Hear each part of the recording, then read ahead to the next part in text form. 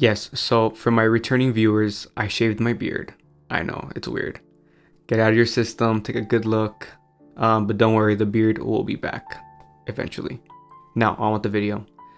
The Life of Chuck, directed by Mike Flanagan with a very star-studded cast. Now, this is an interesting one for sure.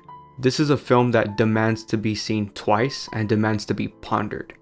And unfortunately, I've only seen it once. I wanted to watch it multiple times, but my AMC A-list is completely booked thanks to July being so stacked, and I got no money. So yeah, only saw it once. But I think I could firmly, confidently say that I really, really love this movie. And I feel like after pondering this film, I think I do understand it. Now I'm not sure I could. This video will not be a breakdown because I'm not that confident that I understand everything, and I haven't even read Stephen King's short story.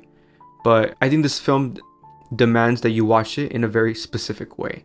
And I think that many people will probably make the mistake of just taking everything at face value, taking everything as literal, and that's not how you should watch this film. So something I did not know going into it was that it was a non-linear story structure.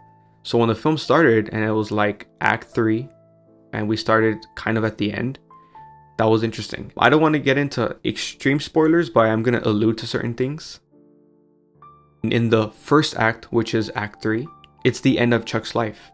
You don't see Chuck, which is very interesting, but I kind of like that. It has so much intrigue, so much curiosity, and his presence is there. And it's not till you finish the film and you look back on it that you understand that it's not meant to be taken literal. The world is not actually ending. We are in Chuck's life. We are in Chuck's world. And the film kind of articulates that, how every person has a universe within them, so to speak. Because Chuck is dying, the world is ending. So I think many people might probably miss that, expecting a very straightforward story structure where you take things on face value. Like a film that is similar in themes is About Time. Just appreciating the ordinary, mundane beauty of life. But that story is very straightforward. There's no strange story structures. Characters aren't representations of certain things. You just take it for what it is. This is not that. The Life of Chuck is certainly not that type of film. It is a film where you need to really ponder it, look deeply into it. Yeah, so I really love that first act, aka Act 3. Act 2 remains Act 2, and that one is just Chuck's entire life. You see a couple scenes when he's an adult, but for the most part, it's all his adolescence, his growing up, and really getting to know Chuck.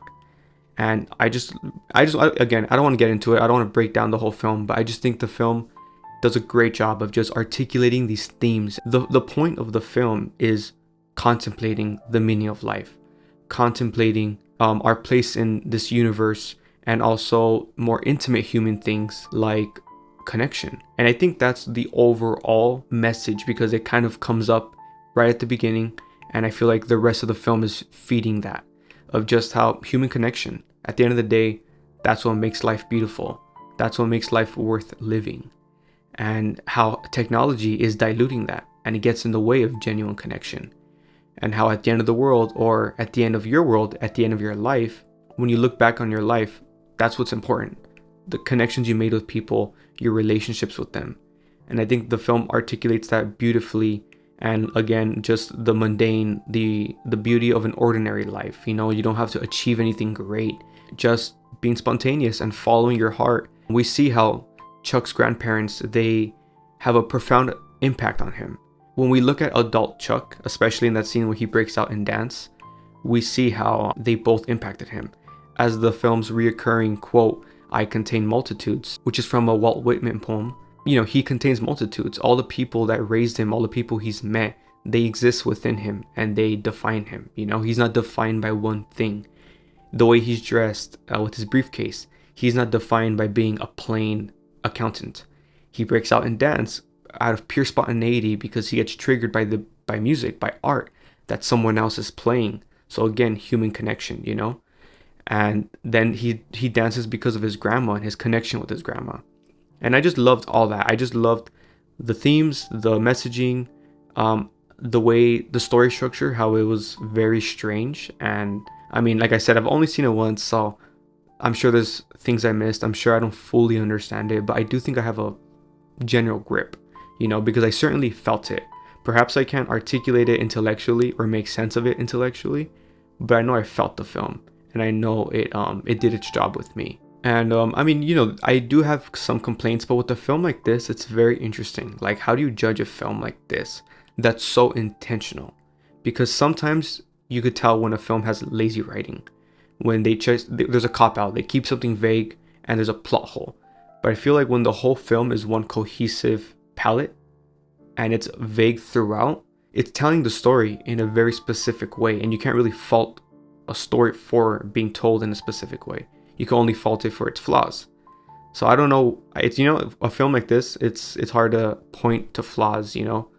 I guess if I'm gonna complain about something, it's the fact that this film is kind of short. It's under 2 hours, and it's trying to capture like the essence of life, the purpose of our place in the universe, and I still like it achieved it. So that's why I'm not quite complaining about it, but I wish things were more fleshed out. I wish the film felt more like I truly experienced someone else's life.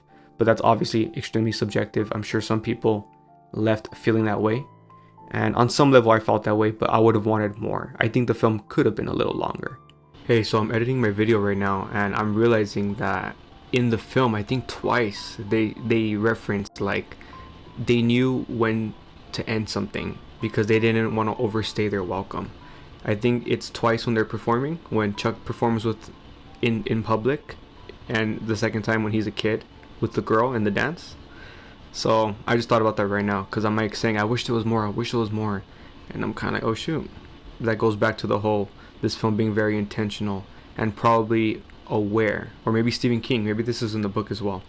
Stephen King was aware that this was such a small little nugget of such a big exploration, but he didn't want to overstay his welcome. So yeah, I just thought about that right now. Back to the video. And the ending, not the scene itself, but the way it ended was so kind of cut and dry. I felt a little awkward about that, but that's so small. I still absolutely loved it. I definitely want to watch this again. I'm definitely gonna buy it on 4K when it comes out. Yeah, this film's again a very interesting one, and I feel like it could be very divisive. And yeah, I mean, I just talked about meaning, but I just want to say real quick, the performances were great. Everyone was great. Every single actor was completely believable and completely inhabited those roles. And the cinematography was amazing. The music I don't really remember, which kind of sucks because I love scores, so I guess kind of forgettable. But the cinematography was great. I noticed every act had a different aspect ratio. That was really cool. I believe Act 3 was like panoramic, like very cinematic, like Cinescope, and the rest kind of got taller and taller. So that was cool. I like that touch. But yeah, let me know your thoughts on the film if you've seen it, and thanks for watching.